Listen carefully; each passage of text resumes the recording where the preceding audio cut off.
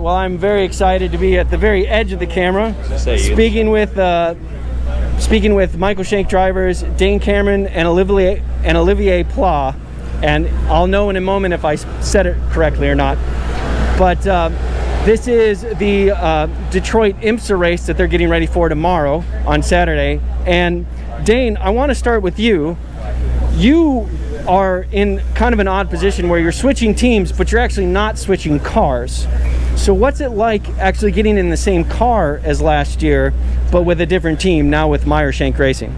Yeah, definitely different. Normally when you change teams or even stay the same team, you get new cars pretty often these days. So a little bit different to sort of follow the car to its new home. But it's been really good. It's been really helpful to to bring my experience of 3 years in this car before. So 4th year in the same car is the most time I've ever spent in a single race car. So I know the thing pretty well at this point. So I think it's hopefully been helpful to get things going here and keep us on the right track. And I kind of know what I'm looking for in terms of the feel. So just try to speed things along a little bit. And but yeah, it's been really good group of people here. Now, Olivier, this is a little bit more of a traditional new team for you. So my first question for you is, did I pronounce your name correctly? Yeah, no, it was perfect. Close enough. Yeah, close enough. Very good. So new team, new car. You've been in the sports car world for a while now. What are your feelings getting into this Acura? Actually, not really a new team, because I had a chance to drive for Mike back in 2016 when we won Petit Le Mans together. But yeah, for sure, different car.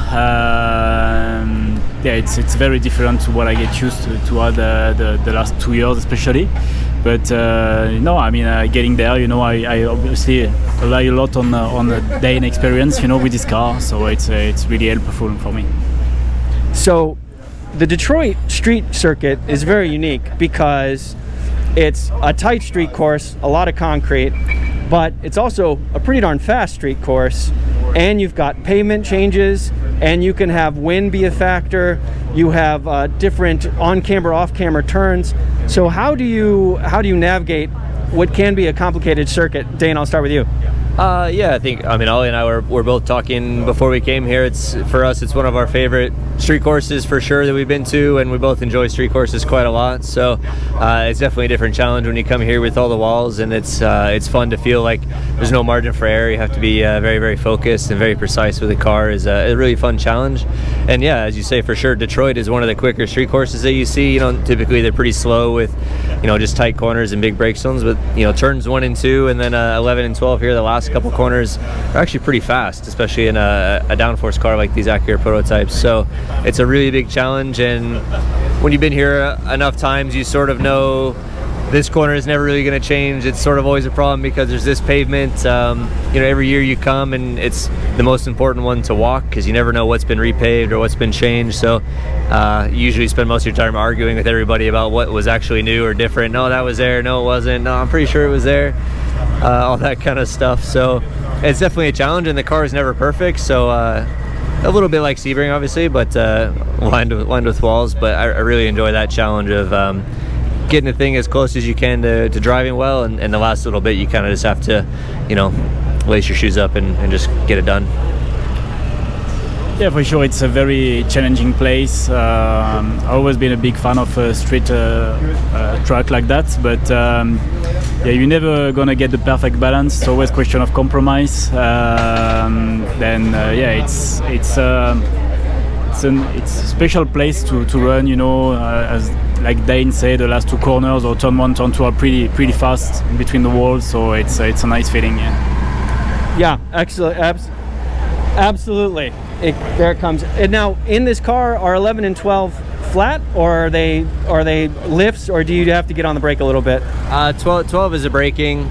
That's a little bit tighter. 11 is just a lift. So we'll see who can be the bravest in qualifying. Maybe it'd be pretty close, probably in qualifying trim. Depending on how the track changes.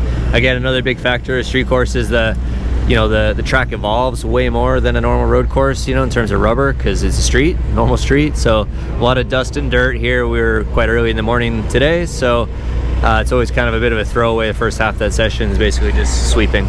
We like to call it true Detroit grit, actually. It was a little sandy out there. And this is an endurance race, but it's actually oftentimes shorter than the IndyCar races, being only 100 minutes. So it's very much, I mean, more and more all of the endurance races are, but this is very much a sprint race. So how critical is your pit change, and how do you have a different mindset for such a short endurance race? Well, I actually, qualifying here is critical. You want to qualify at the front. Track position, I think, is everything from the beginning of the race. So that's the first thing. And then after traffic, it's always really challenging. In a place like that. So, but you need everything. You need a good out lap. Good in laps. Everything needs to be perfect. Yeah, I think as you say, the endurance races have gone pretty much to flat out races, but there's always a little bit of ease in the back of your mind, at least for the beginning of those races, that if something goes wrong, it's okay. There's going to be probably a yellow. There's going to be another stop. It'll be fine. You can kind of fix it. When you come here in Long Beach as well, our two shortest races, the intensity is really, really high.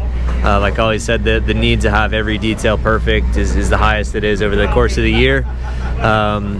Yeah, there's really no margin for error. Like, you need to qualify up front, stay up front. The pit stops need to be perfect, driver changes, all that sort of stuff. Yeah, pretty high pressure in terms of that for this weekend. So it's probably the most intense race of the year for sure to be at this one, and such a pressure cooker. When you're used to close to 3-hour races and you come here for 100 minutes, it definitely changes everything. And I'm also curious about, you guys mentioned rubbering in, but does the rubber from the Indy cars and the Indy Lights and the other series, does that mesh well with the rubber you guys have in IMSA, or is there a bit of a factor of scrubbing off the IndyCar rubber before you guys can really lay down the laps you want? Well, I think Dane has a bit more info than me on this one, because the last time I've been there was 2014, so a long time ago. You forgot by now? Yeah, I forgot by now. Yeah, I mean, I think at a street course, you're sort of just so desperate for anything. There's so much cleaning that happens compared to a normal track in terms of the surface improving, that you're kind of will take anything. There for sure is a certain point where it just sort of plateaus and it doesn't really get any better. That rubber starts to get hot. The temperature of the track and the weather gets a little bit too hot, and it'll peak pretty quick.